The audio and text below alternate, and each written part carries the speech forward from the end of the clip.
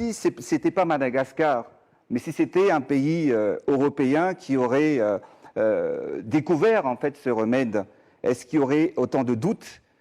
Je ne pense pas. Je ne comprends pas pourquoi autant de questions, pourquoi autant de problèmes.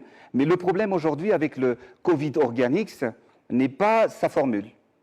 Ce ne sont pas des études cliniques qu'on fait semblant de ne pas connaître.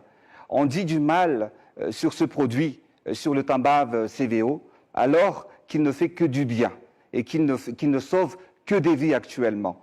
Dans cette bataille, on veut nous freiner, on veut nous décourager, voire même nous interdire d'avancer. Il ne faut pas en fait sous-estimer les scientifiques africains et les scientifiques malagasy. Nous sommes là, et c'est vrai qu'aujourd'hui, il y a des questions qui se posent. Pourquoi? C'est quoi le problème du Covid Organics? Moi, je pense que le problème, c'est que ça vient d'Afrique. Et on ne peut pas admettre, on ne peut pas accepter qu'un pays comme Madagascar, qui est le 63e pays le plus pauvre du monde, ait mis en place en fait, se formule, se Tambave pour sauver le monde. La grande majorité des patients qui ont pris cette décoction a été observée et bien évidemment, le résultat est là. Il n'y a pas de mort actuellement à Madagascar. Il n'y a pas de mort.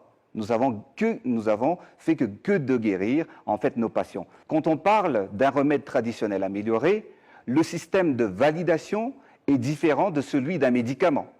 On ne mène pas des essais cliniques, mais plutôt une observation clinique selon les indications du guide élaboré par l'OMS. Et c'est ce que nous avons fait.